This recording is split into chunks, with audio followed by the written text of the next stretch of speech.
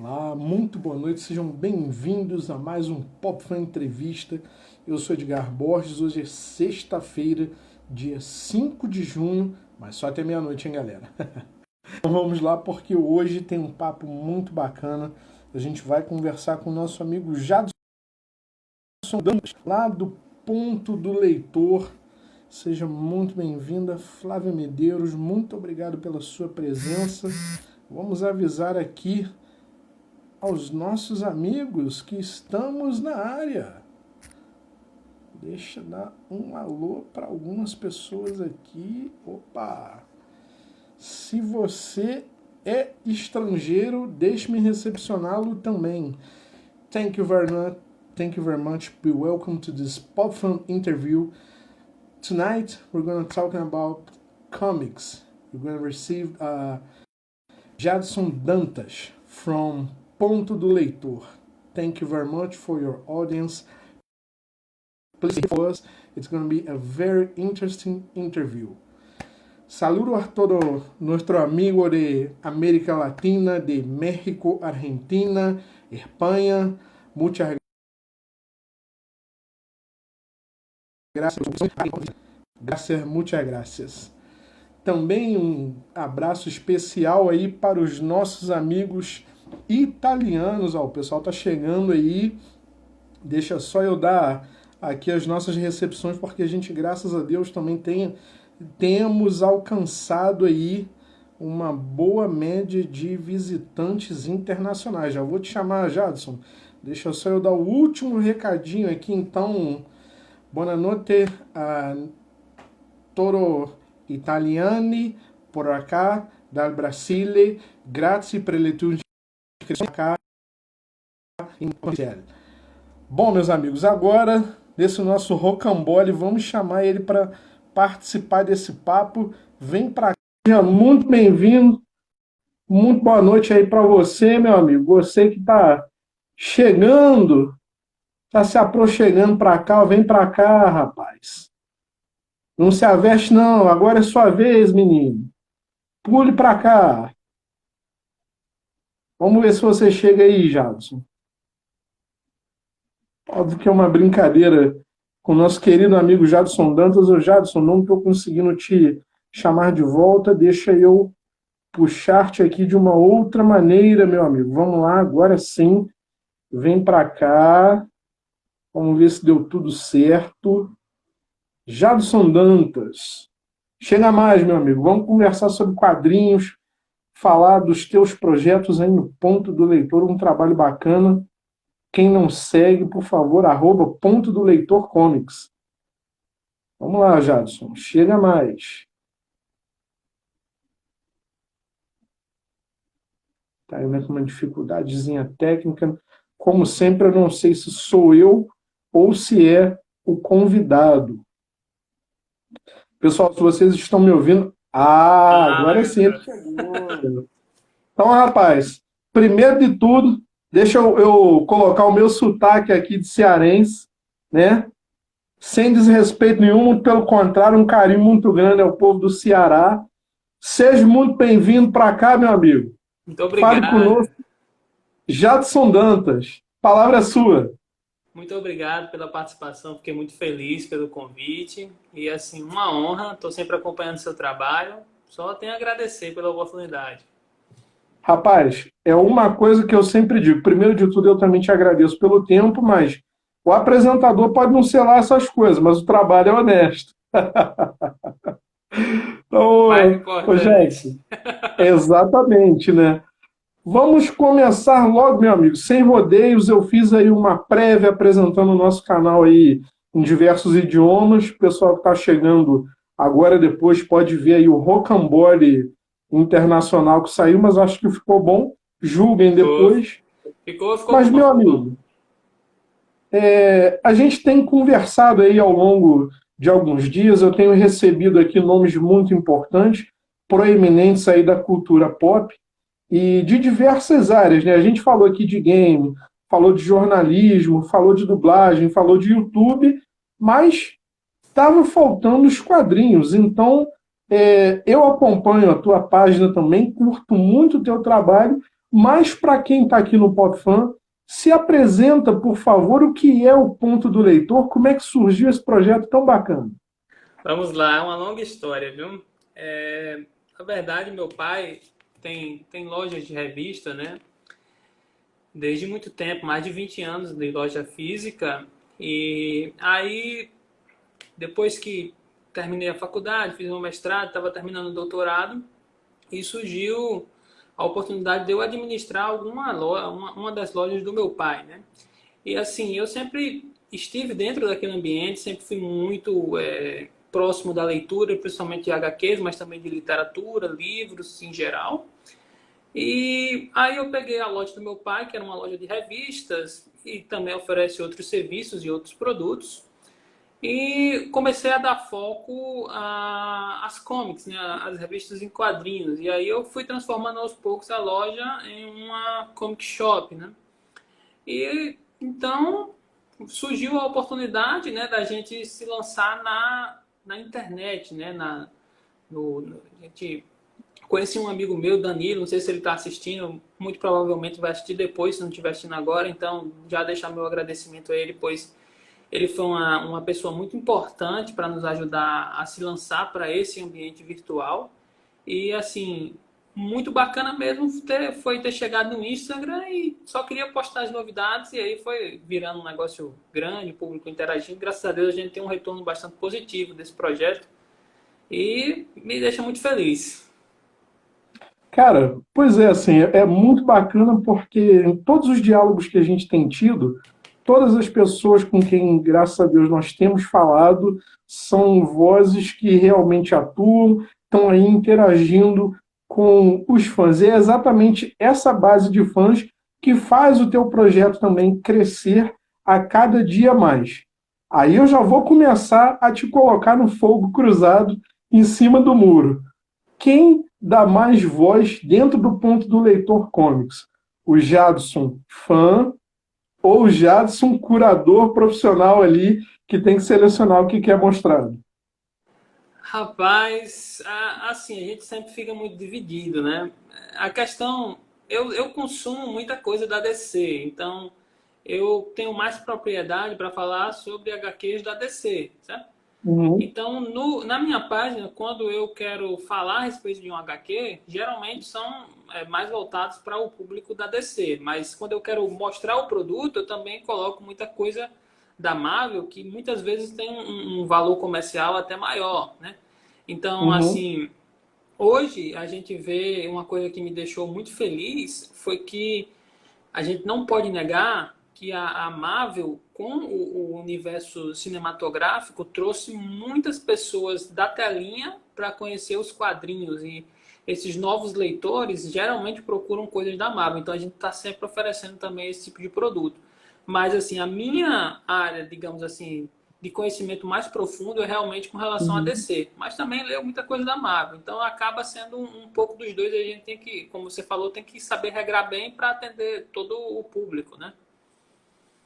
E agora assim, é curioso porque geralmente o nerd, o leitor que está ali direto acompanhando todas as novidades, ele fica exatamente dividido. Ah, eu sou mais time DC, eu sou DCnauta. Ah, então eu sou Marvete. Você realmente declarou aqui de cara o teu amor pelo DC Comics, que realmente tem até, por favor, não me apedrejem, não saiam dessa sala de bate-papo depois do que eu vou falar, mas as histórias realmente da DC são assim, um pouco mais voltadas para um tom realista, né?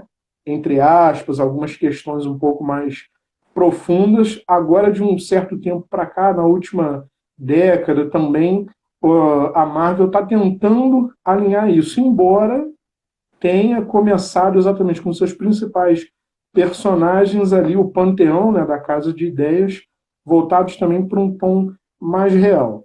Eu tenho que te perguntar isso logo de cara. Então, você, decenalta, teu personagem favorito dos quadrinhos da DC? Essa é fácil, né? Com certeza é o Batman.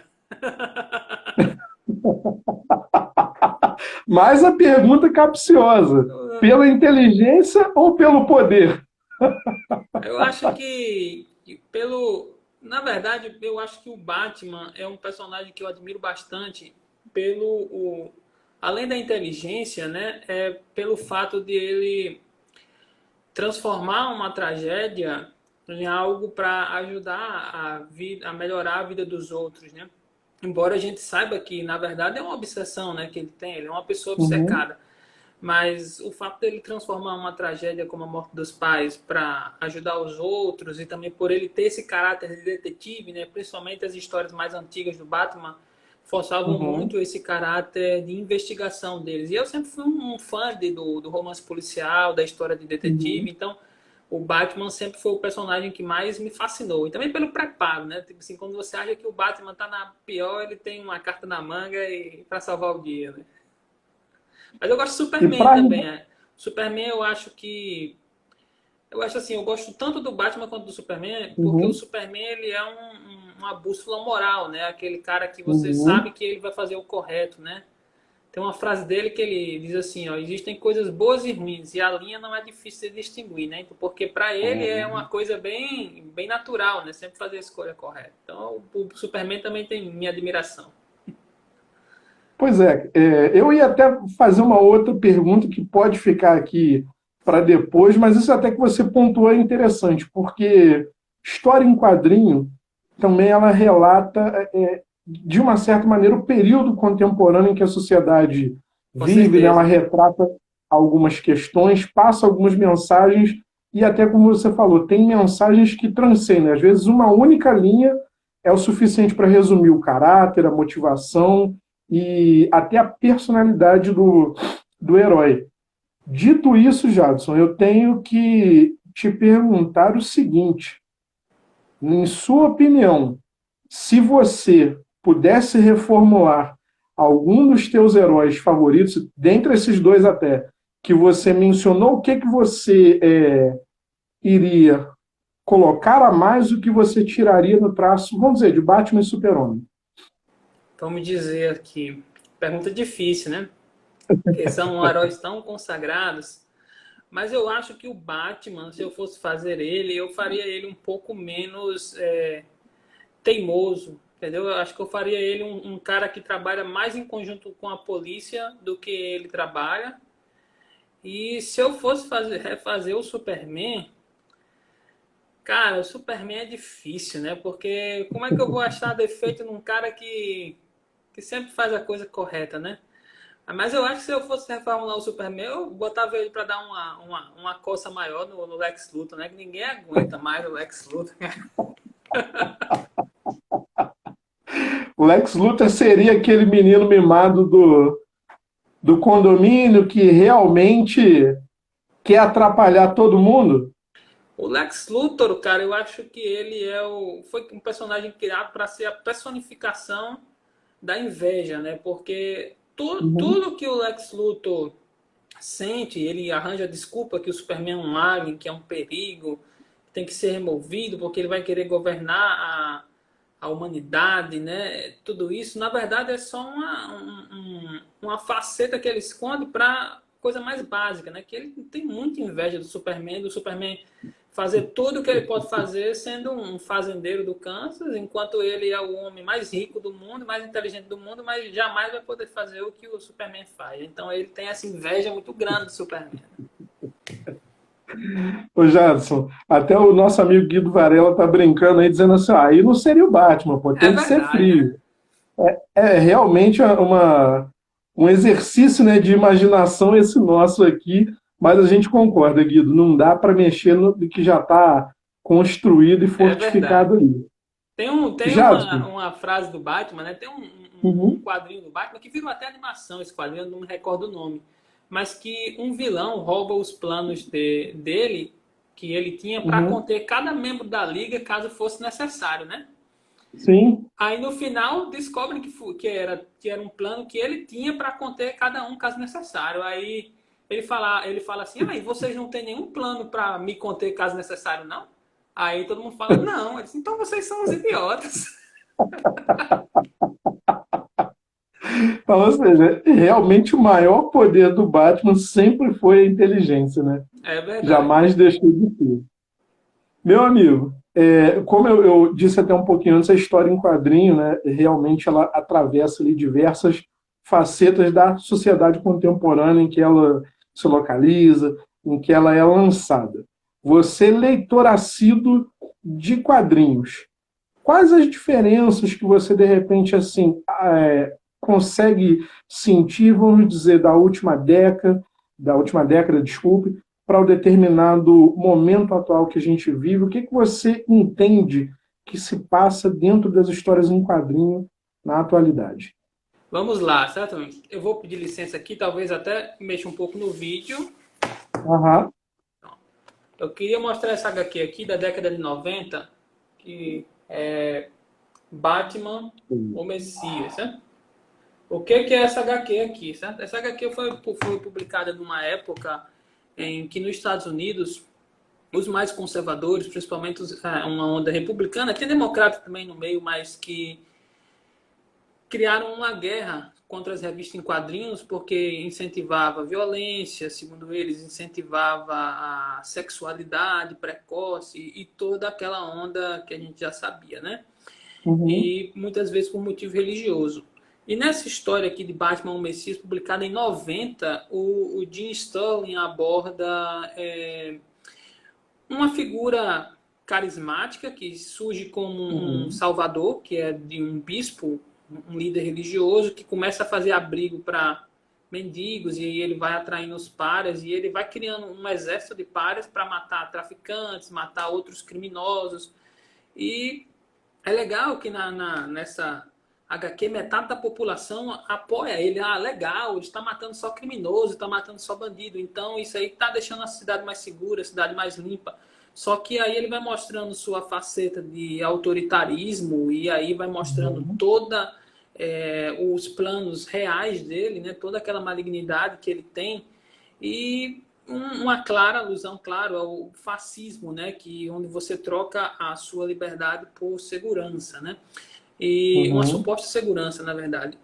E essa Uhum. HQ aqui é uma das minhas preferidas do Batman. E uma Uhum. coisa publicada em 90, que está aí, né? Bastante atual nos dias de hoje ainda, né?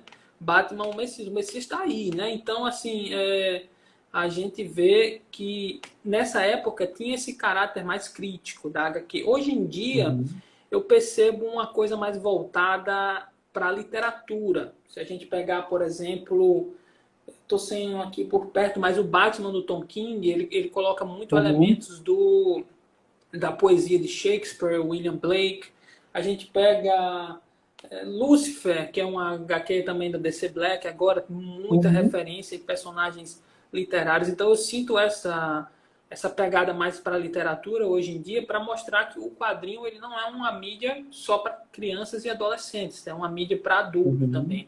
O Alan Moore já fazia Uhum. muito isso antigamente. Então eu acho que no sentido de evolução dos quadrinhos, a gente ainda tem o quadrinho que é puro entretenimento, de ação, de aventura, mas a gente tem uma Uhum. indústria do quadrinho mais madura, voltada para o tendo consciência de que o público adulto também consome quadrinhos e está lançando coisas muito bacanas, como essa daqui, que é Uhum. a Maldição do Cavaleiro Branco, do Batman, tá aqui as Uhum. 5 edições, Aham. muito boas também, e lançando coisas legais também, como o Imortal Hulk aqui. A gente sente Uhum. essa evolução nos quadrinhos, e uma coisa que me deixa muito feliz, porque vai evoluindo de uma coisa trivial para uma coisa mais complexa, mais robusta, né? Bacana mesmo. Uhum.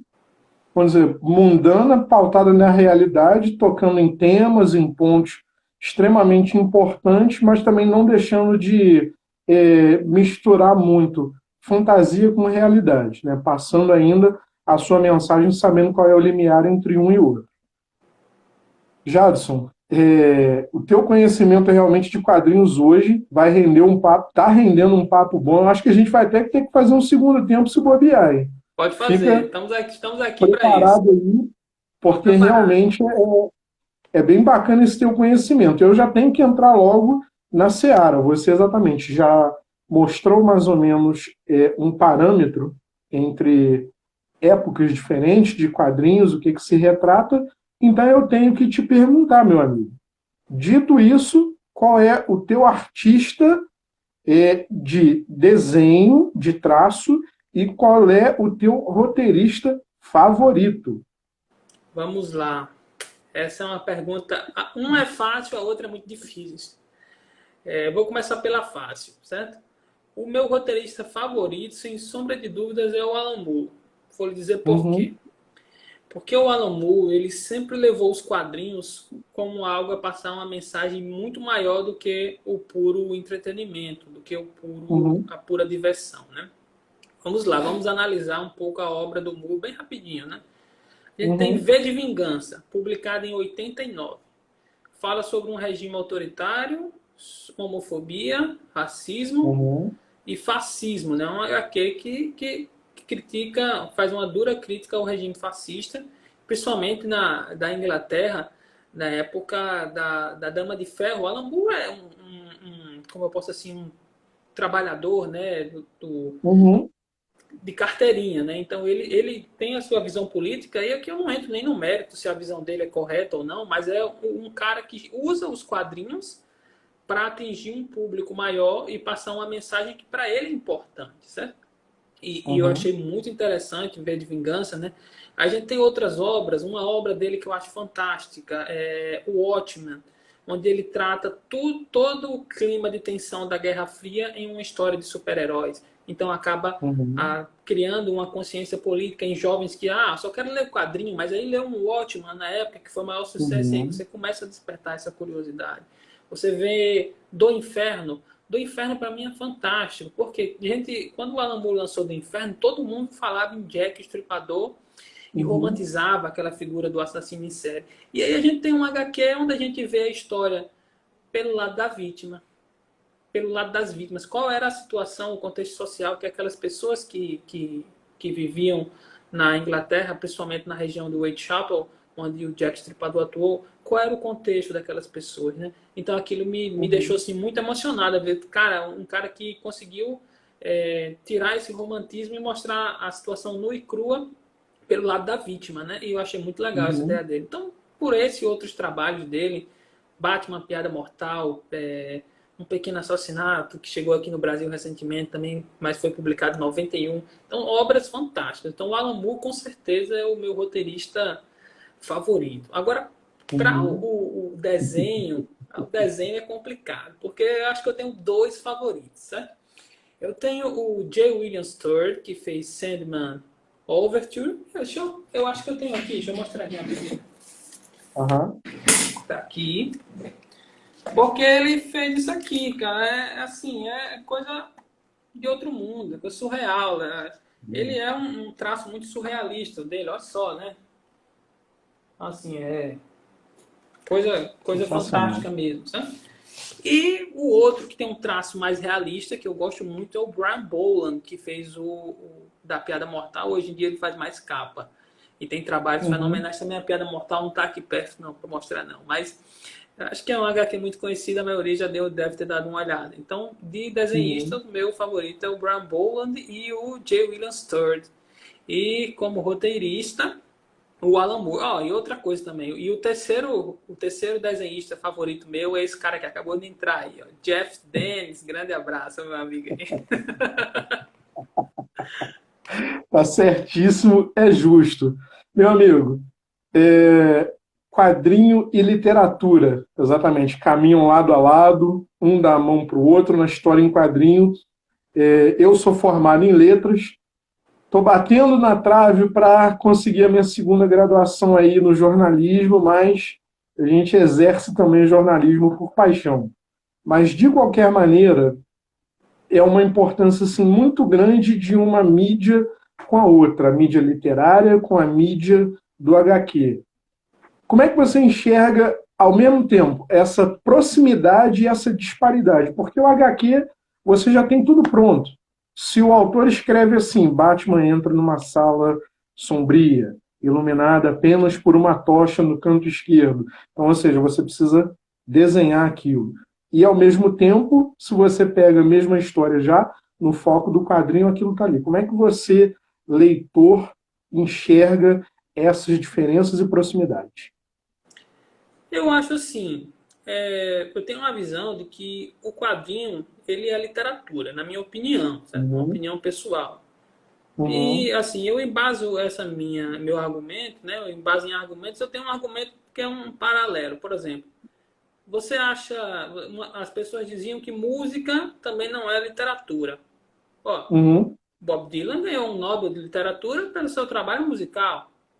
Então, a academia está errada ou não? Não sei, né? Eu acredito que não. uhum, Eu acho que quadrinho é literatura. Cara, assim, quando você pega, por exemplo, Maus, não sei se você conhece, é um quadrinho do Art Spiegelman, onde ele narra o pai, né, a vida do pai em campos de concentração nazistas, e ele uhum, vai mostrando como ele sobreviveu e como aquilo deixou marcas grandes para os sobreviventes até mesmo, né? A mãe deles até uhum, cometeu suicídio, né?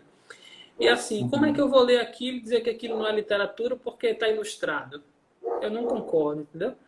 Do mesmo modo em que eu admiro muito a literatura, a gente pode ver é, o Shakespeare tem obras impressionantes. Por exemplo, o Shakespeare tem Hamlet, Tempestade, coisas que eu admiro bastante, uhum, e que em Sandman, por exemplo, Neil Gaiman conta em uma fantasia o personagem, o William Shakespeare, interagindo com Morpheus e vendo ali a criação da Tempestade, do Sonho da Noite de Verão. Então, assim, eu acredito que essas duas mídias, na verdade, eu acredito que o quadrinho seja uma faceta da literatura, não necessariamente sejam uhum. duas mídias diferentes. Tá mais do que justo. Caminham ali, né, como a gente falou, lado a lado, mas cada um tem a sua particularidade. Já pulando exatamente dentro desse tema, eu vou te perguntar então, você lembra de uma época em que nós tínhamos a novelização das histórias do Batman, desenho animado? Eram uns livrinhos pequenininhos, desse tamaninho, assim, Lembro, lembro. traziam aquelas histórias de episódio. Era ou não era sensacional de ler aquilo? Era muito bom. Batman, a série animada, né? Eu lembro. E aí saía as fotonovelas, né? Ilustradas Uhum, dos episódios do Paul Dini, que fazia um roteiro fantástico, assim, e ao mesmo tempo que atingia o público, a criançada, né? Trazia também o uhum. público adulto. Muito bom, eu adorava essas novelas. Eu lembro que eu ficava muito na loja do meu pai para ler elas. Muito boa mesmo. Então fica aí a nossa lembrança. Não sei se de repente alguém que está aqui nos acompanhando, se tem como adquirir, façam pesquisa, que realmente é uma literatura muito boa, muito bacana. E ô Jadson, a gente está aí num papo legal.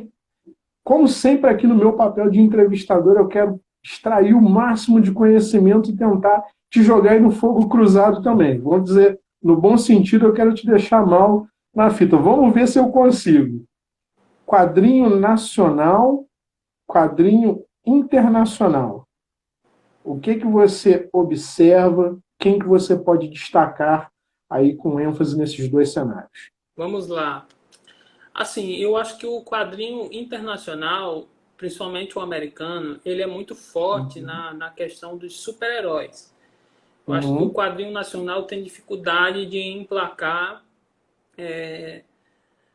a mídia do super-herói em si. Eu acredito que muito por ser uma realidade distante, né, do Uhum. brasileiro, essa questão do super-herói, né?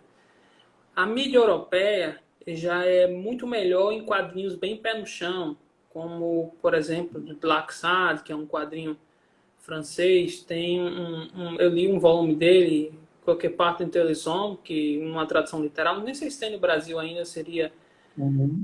Qualquer Parte entre as Sombras. Então são quadrinhos mais pé no chão, voltado para uma questão mais comportamental, uma coisa mais interna. E o quadrinho nacional, ele tem muitos talentos, principalmente assim, em terror, em ficção científica. Eu Uhum. separei aqui quadrinhos nacionais de conhecidos meus. Tem esse aqui, uma coletânea do Luz nas Trevas, do José Nilson, do roteiro, e Uhum. o Jeff Dennis, ele desenhou, fez o desenho aqui do quadrinho, né? Muito Uhum. bom. O Jeff está até nos assistindo aqui. Fez esse sketch belíssimo aqui para mim do Texas. Bacana, bacana. Sensacional. De ficção científica, eu tenho aqui esse destaque do Renato Medeiros e do Rodrigo Xavier. Essa é uma HQ de Uhum. ficção que, assim, foi uma das melhores HQs de ficção que eu já li na minha vida. Um trabalho muito bem feito mesmo. É, Uhum. o desenho, ó, perfeito, a arte belíssima, o roteiro cheio de citações literárias aí de Dickens, por exemplo, muito bacana mesmo. E outro seria do meu amigo Leander Moura, que está com um projeto no Catarse, já atingiu 300% a meta, que é o Gato de Opa, que Utah. E bom. aqui a gente tem esse quadrinho que é o Corvo, que é Uhum. exatamente um quadrinho que é uma adaptação do poema Do do conto. Edgar Allan Poe, um poema Uhum. muito bacana. Eu acho que a maioria conhece o poema, né? Mas assim, Sim, para quem não sensacional. conhece, é um dos maiores poemas do mundo mesmo, de todos os tempos, e fantástico, tanto a métrica quanto o conteúdo, muito bonito. Acho que você deve conhecer, né? O cara das letras aí com Pô, certeza conhece. meu xará, pô, é obrigatório. Primeiro semestre de letras. Então Meu é isso. amigo, eu vou te pedir só a gentileza de você dizer o nome das HQs aí para quem está nos assistindo, para prestigiar os artistas, né? Vamos Por lá. A favor. gente tem aqui Luz nas Trevas, que é uma coletânea Uhum. de contos aí que mistura terror com situações mundanas e mostra o lado bom e o lado mal da humanidade se misturando em si. Esse é Uhum. roteirizado pelo Josenise, desenhado aí pelo Jeff Dennis. Uhum. Mostrei também A Cidade Asfixiada, uma obra fantástica onde a gente tem aí os mais pobres vivendo em uma região de ar altamente poluído, precisando usar máscaras até dentro de casa, enquanto os mais ricos moram Uhum. em lugares melhores, onde só é necessário usar máscara fora de casa. Então a gente tem a pirâmide social literal, né? Bem Uhum. bacana, uma ficção científica muito boa, uma história de mistério, noir, bem romance policial mesmo. E também mostrei aqui o Corvo, que é escrito e desenhado pelo meu amigo Leander Moura, que, Uhum. assim, trabalho muito bem feito, uma adaptação do poema do Allan Poe, e lembrando que ele está com um projeto também no Catarse, Os Gatos de Utah, baseado num conto famoso do H.P. Lovecraft, né? Que é Uhum. exatamente o mesmo nome, Os Gatos de Utah. H.P. Lovecraft, um dos grandes escritores aí do horror cósmico, Uhum. né? Muito bom mesmo Uhum. também. Tanto os livros de Lovecraft como a adaptação do Leander está muito boa. Jadson, sempre que eu tenho a satisfação de abrir o teu perfil, vendo aí o que você está divulgando, o que você está recomendando para a galera que te acompanha, tem um quadrinho não, uma novelização que atravessa gerações, que eu conheci quando pequeno, porque meu falecido pai, quando trabalhava no Rio, né, Petrópolis tem 30, 40 minutos no máximo de proximidade aí à capital, ele sempre vinha na viagem de ônibus lendo um herói que realmente conquistou gerações, que é o Tex, o cowboy americano. Você sempre está aí exibindo algumas publicações do Tex. Eu gostaria exatamente que você recomendar, que você destilasse o teu conhecimento aí para quem está acompanhando, quem é o Tex, quem é o artista que trabalha e por que a importância desse personagem em atravessar gerações. Vamos lá, né? O Tex, ele é, assim, muita gente confunde, né? Embora seja um pistoleiro, né, americano, era um Texas Rangers, era Aham. uma espécie de policial de elite, né? Na época do Texas, era o cowboy, né, que fazia se manter a lei onde quer que ele estivesse, né? Principalmente no estado do Texas, né? E é uma Uhum. história, é um bang bang italiano, né? Um quadrinho europeu da editora Luigi Bonelli. Quem escreveu foi exatamente o Luigi Bonelli, que era um dos caras muito fãs de faroeste, né? O italiano, ele sempre teve essa questão do bang bang tá na veia dele, né? A gente vê que os bang bang italianos é um negócio mais maluco, assim, mas eles faziam a adaptação deles, dos filmes western, né? E o Uhum. Tex, cara, eu admiro muito o Tex Wheeler, né, que é o personagem principal, porque ele é um cara justo, né?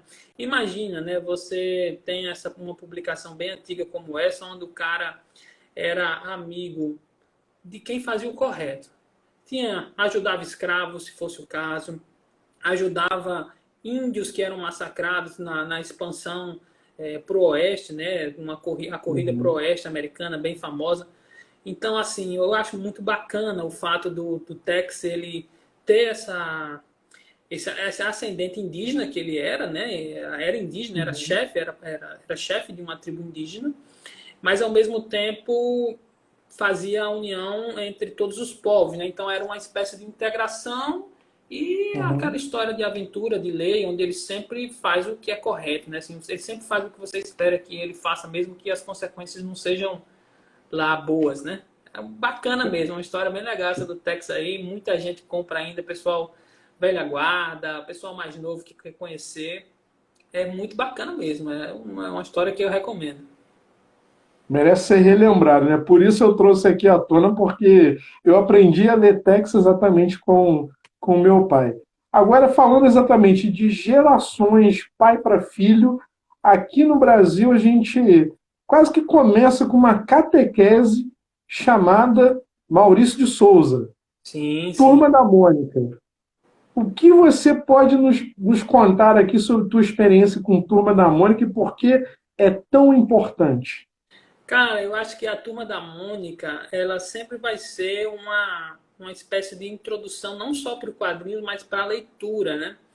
Porque Uhum, são histórias leves, são histórias que escondem vários aprendizados de moral, de ética, de amizade, de companheirismo. E assim, uma coisa que eu admiro bastante na Turma da Mônica é o fato de eles se atualizarem com o tempo. Hoje a gente tem inclusão de personagens com deficiência, personagens até uhum. LGBT aqui, então isso faz com que todo mundo se sinta representado nos quadrinhos, né? E isso é muito importante, porque imagina, cara, você imagina uma criança deficiente lendo a Turma da Mônica e ver aquela criança deficiente interagindo, fazendo coisas com os amigos, tem personagem cego, tem personagem cadeirante, e ela está inclusa naquele ambiente, se diverte tanto quanto os outros. Isso dá uma sensação de inclusão e de representatividade muito grande. Isso é muito importante, porque mostra que não só a vida, mas os quadrinhos é para todo mundo, né? Todo mundo se divertir mesmo. Então a Turma da Mônica é uma leitura assim muito boa. Até hoje eu leio aquelas paródias que eles lançam de filmes, o Chamado, é o Bugado, tem o Senhor dos Anéis, Star Wars, então bem bacana mesmo, uma coisa bem divertida e inclusiva, que eu acho assim que é muito importante para a criançada. Pois é, né? Quem de nós que nunca leu Turma da Mônica aí, que atire a primeira pedra nos comentários. Eu quero ver se vai subir alguma. Acho que todo mundo leu, né? Não é possível, né? E vou te dizer outra. Tem marmanjos que até hoje, que não me ouço o meu reflexo no espelho, mas que lê a Turma da Mônica aqui até o presente momento. Ô Jadson, falando agora. Aí, ó, não tem jeito, ó. Não tem jeito. Aqui a gente entrega mesmo porque o espaço é feito disso, é para Tô dividir aqui. conhecimento e cultura. Meu amigo, a gente falou aí diferenças entre quadrinhos estrangeiros, quadrinhos nacionais.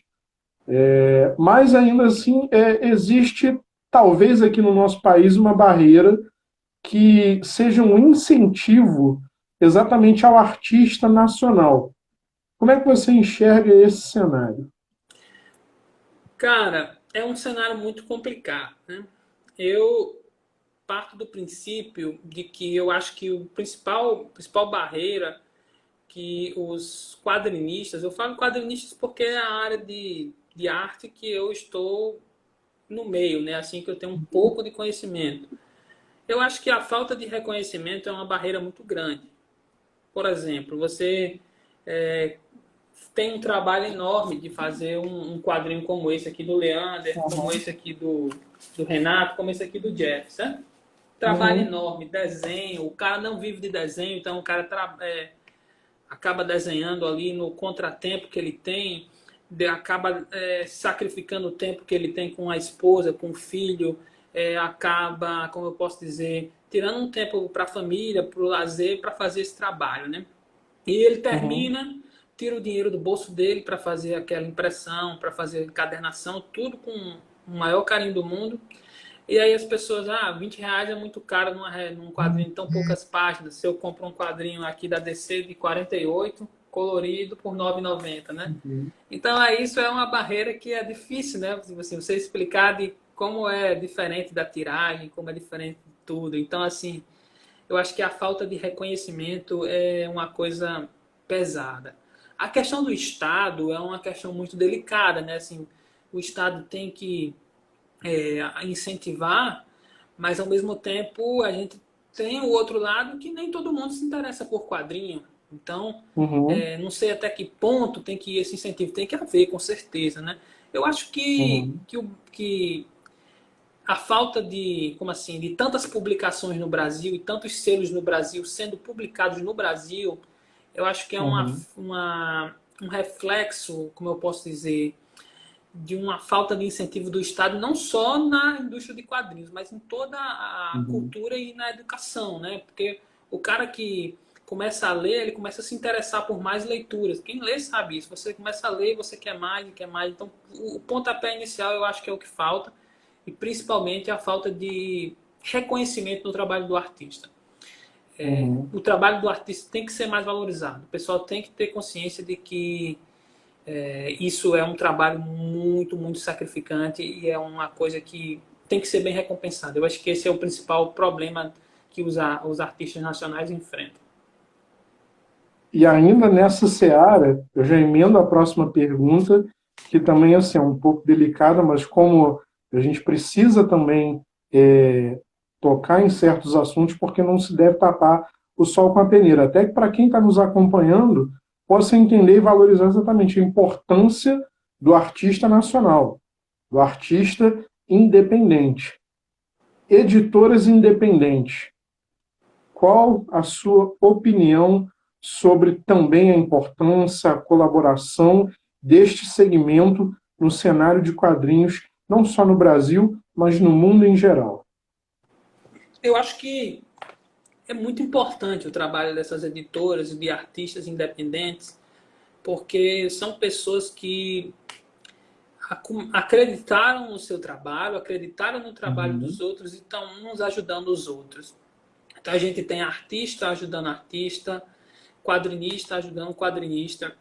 Então é muito, eu acho muito válido, muito importante. Por exemplo, o Catarse é uma plataforma de financiamento coletivo, né? Então uhum, imagina, você publica um HQ e você pode, outras pessoas podem financiar seu projeto e aí você vende essa ideia, as pessoas vão ajudando, você ajuda os outros, isso vai gerando uma situação de uma mão lava a outra, uma corrente de ajuda muito importante. E aí você vai e, ó, eu tenho esse projeto aqui, eu quero rodar num editor independente, a editora é tanto que fica, e aí você produz uma coisa que você partiu de uma ideia e você foi recebendo ajuda e você foi ajudando. Então essa corrente eu acho muito importante que os artistas fazem. E o pessoal do quadrinho, pelo menos aqui nacional, é muito unido nesse sentido. Está sempre um apoiando o projeto do outro. E eu acho que essa é um dos caminhos que a gente tem que seguir para ter sucesso, para o quadrinho nacional ainda chegar em um patamar maior do que ele está hoje, né? O pessoal tem que consumir. Eu acho que uma mensagem que eu posso deixar para a galera é isso. Gente, consumam quadrinhos nacionais porque tem muita coisa boa, muita coisa bacana mesmo. meu amigo, mudando um pouco de panorama, você aí no Ceará, eu no Rio de Janeiro. Rio Culturas Grande do Norte. diferentes, Rio Grande do Norte, desculpe. É, culturas completamente diferentes, embora sejamos o mesmo povo. Você costuma viajar para os eventos fora da sua região? Quando você. Diga. Ainda não viajei para fora da reunião para uma CCXP ou para uma FLIC, mas tenho vontade sim de Uhum. fazer, de estar nos planos futuros. Então, por favor, faça-se este favor que você, com todo esse conhecimento, merece. Mas quando você, exatamente, ó, o pessoal do Nerd do Condado colocou aí, ó, o Doutrinador é um grande exemplo, realmente muito bem lembrado, porque veio de quadrinho, virou filme, ganhou uma série, e é um exemplo de que realmente um trabalho, uma persistência, inúmeras portas foram fechadas, mas o autor realmente não desistiu e, graças a Deus, alcançou o devido e merecido sucesso. Mas, prosseguindo aqui com o que eu iria lhe perguntar, você fatalmente tem contato com pessoas de todo o Brasil. Como é que você filtra, assim, percebe particularidades nos nerds de outras regiões para o nerd de Rondônia? Eu acho que tem muitas semelhanças, né? E muitas Uhum, diferenças também. Eu vejo aqui o pessoal consome muito HQ aqui na minha região. Não sei se é por causa uhum, que é onde minha loja física é localizada, né? E uhum, assim, eu vejo que tem muitas coisas são universais. Por exemplo, o universo cinematográfico da Marvel entre o público mais jovem. Todo mundo uhum, gosta, todo mundo fala, todo mundo fica na dúvida. Capitão América, Homem de Ferro, Guerra Civil, quem tá certo, quem tá errado. E o pessoal do Sul, eu vejo muito um público mais voltado para gamer, né? A questão da cultura pop do uhum, gamer, do stream. Aqui eu conheço poucos streamers nordestinos, mas assim, o pessoal consome muito HQ. Eu não sei se no sul consome muito HQ. Eu sei que eu vendo muito para São Paulo, né? Mas São Paulo é a maior cidade do Brasil, né? Então acaba sendo uhum, assim, tem mais pessoas, então é natural que eu venda mais. O pessoal do Rio Grande do Sul também dá uma força muito grande na página, consumindo. E para o Nordeste eu vendo bastante para principalmente para os interiores do Nordeste, porque as bancas de revista estão uhum. ficando cada vez mais Escasso. escassas, né? Felizmente a gente tem um mercado que cada vez mais vem diminuindo, tanto em tamanho como em quantidade, né? E Uhum, assim, uma das coisas que me fez voltar à loja para o Comic Shop foi o uhum, fato dos quadrinhos serem uma coisa que o fã quer impresso, quer na mão. Isso é uma coisa muito uhum, boa, sabe? Eu acho que isso é uma coisa comum, tanto no Nordeste quanto na região Sul, na região do Centro-Oeste, Norte e Sudeste. O fã de quadrinho, ele é um dos poucos que pode até ler o quadrinho na internet, mas ele depois quer ter na mão, quer ter um negócio físico na mão. uhum. Isso é muito importante. Então, já aproveitando, já vou engatar direto aqui a pergunta. No atual momento em que a gente está vivendo, também é extremamente assim delicado as pessoas poderem sair para consumir, comprar, tem que fazer encomenda, como você mesmo falou, mas também o consumo eletrônico aumentou muito, seja o serviço de streaming, seja o serviço de games online, como é diferente. O quadrinho digital veio para ficar, é uma modinha, por assim dizer, uma coisa que de repente daqui a tanto tempo pode ser que perca o espaço no mercado, ou dá para conciliar realmente tudo aí? Vamos lá. Cara, eu não vou ser, como eu posso dizer, o cara que vai defender o lampião depois que a luz foi inventada, né? Eu Uhum, acho que o quadrinho digital ele veio para ficar, a mídia digital veio para ficar e é importante que se tenha, porque por questões até mesmo ecológicas e por outra questão uhum, que é a questão da comodidade e do valor, certo? Por uhum, exemplo, um cara que não é fã do Batman, ele só quer ler uma história do Batman, quer conhecer, ele lê digital. O cara que é fã do Batman, ele lê o digital, mas ele quer ter a coisa física. Então eu uhum, acho que tem espaço para os dois tipos de mídia, tanto a mídia digital quanto a mídia física.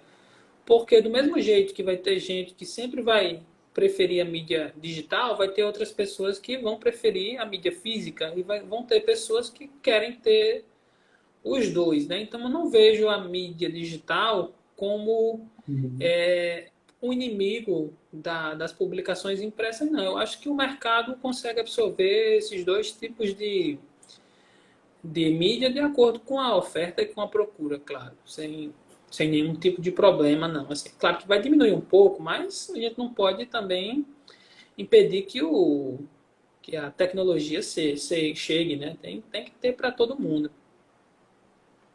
Então, tem espaço para todo mundo na arquibancada, Eu acho que ninguém precisa brigar, tem pipoca, tem refrigerante, todo mundo está bem servido. acho que sim, acho que tem sim, acho que a modernização é uma coisa que é inevitável, né? Inevitável.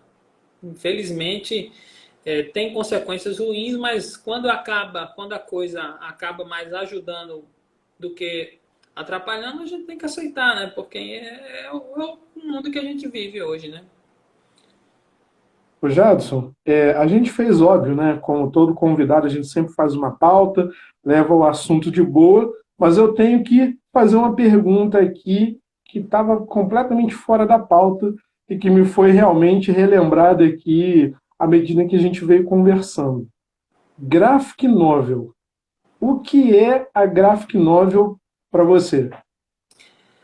Vamos lá. É uma pergunta bem complicada, né? Eu acho que a graphic novel é mais quando você lança uma história one shot, né? Uma coisa fechada, por exemplo, como Watchmen, Maus, Uhum. como Do Inferno. Não é uma história em quadrinhos, no sentido que não é uma série. Uma série de quadrinhos é uma graphic novel porque é uma espécie de romance, como o próprio nome diz, né? Uhum. Uma espécie de romance ilustrado, né?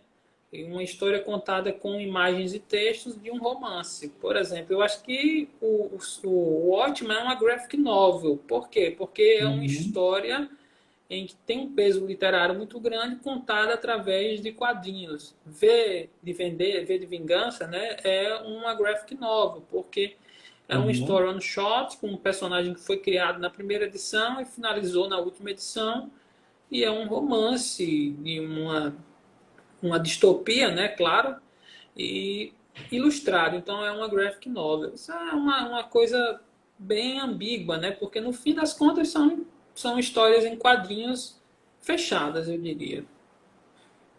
Seria mais ou menos como o vinho dos quadrinhos, o Dom Perignon 1958? Isso. Por aí, né? Uma boa colocação. Meu amigo, suas três graphic novels que você recomenda assim, dormindo, falando para qualquer um que esteja perto. Vamos lá. E é assim, eu vou falar as que eu recomendo Uhum. a que eu mais recomendo antes da que eu mais prefiro, né? A que eu mais recomendo, que eu acho assim que toda pessoa deveria ler é Malls, certo? Porque é uma aula de empatia, é uma aula para você entender o que foi o horror nazista, qual era a Uhum. realidade de um campo de concentração, até mesmo para Uhum. pessoas que sobreviveram. Estou falando assim, o que eu acho, quando você sente aquele peso de ler Malls, esse cara, bicho, esse cara sobreviveu. Imagina para quem não sobreviveu o horror que foi isso aí, certo? Então, assim, é a que eu mais recomendo. Eu acho que Maus é uma leitura para qualquer pessoa ler. A segunda leitura que eu recomendaria, essa daí é a que eu mais gosto, é o Watchmen, porque é um retrato da Guerra Fria e é um Uhum. retrato da sociedade americana, da época, né? Uhum. O quão a sociedade pode ser tão corrompida, mesmo que ela não tenha essa intenção, né? E aí a gente tem Uhum. personagens fantásticos, por exemplo, quem já viu a HQ, já viu o filme, vê o comediante, né? E o comediante, todo mundo tem, nossa, esse comediante é terrível, mas ele é o reflexo da Uhum. sociedade. Se você tivesse assim um reflexo da sociedade e pegar só a parte ruim e preconceituosa, era o comediante, né? Então, assim, ele não Uhum. era algo o mal externo, né? Ele era o mal que tinha dentro da sociedade, né? Só era o cara que a Uhum. gente via ali de forma nua e crua. E a gente tem vários paralelos. Dr. Manhattan, né? Que é um semideus, um cara que pode Uhum. fazer tudo, mas no fim das contas é o que menos faz, né? Uma mensagem bem clara do Uhum. Alan Moore, né? E aí a gente tem vários personagens. O fato do próprio nome dos personagens, né, e o próprio nome da HQ ser voltado para a Alemanha é para mostrar as semelhanças entre o regime alemão que os americanos tinham derrotados, entre aspas, né, e como eles conseguiram Uhum. absorver grande parte daquela situação. Então acho que essa era a minha segunda que eu recomendo. E a Aham. terceira graphic novel que eu recomendo é V de Vingança. Eu acho que V de Vingança é um HQ, uma graphic novel muito antiga, mas que tem uma mensagem muito atual e em algum lugar do mundo V de Vingança vai ser o retrato fiel do que a sociedade está vivendo. Em algum lugar vai ter uma situação semelhante ao que acontece em V de Vingança. Então essas 3 HQs aí, eu recomendo, né? 2 do Alan Moore e a outra do Art Spiegelman. Muito boa mesmo. São 3 HQs, 3 graphic novels que eu recomendo demais. Então você recomendou entrada, prato principal e sobremesa aí de primeira classe. E realmente não tem nem o que tirar nem pôr. Eu acho que 5 estrelas é pouco. Vamos botar umas 7, né? No calendário Michelin aí de necessidades básicas em leituras de graphic novels. Ô Jadson, nosso tempo está quase acabando. Faltam 5 minutinhos. Vamos fazer o seguinte, que esse papo tá tão legal. Você se importa da gente voltar? Pessoal, vamos subir uns corações aí pro Jadson, que o papo tá bacana. Se vocês quiserem aí mais uns 15, 20 minutos, porque eu tenho aqui agora, tô rabiscando uma pauta extra, nem você sabe, pra gente falar num segundo bloco. Tô dentro. Podemos? Tô Vamos aí falar sim. mais uns 20 minutos? Então eu vou fechar esse primeiro momento, Jadson.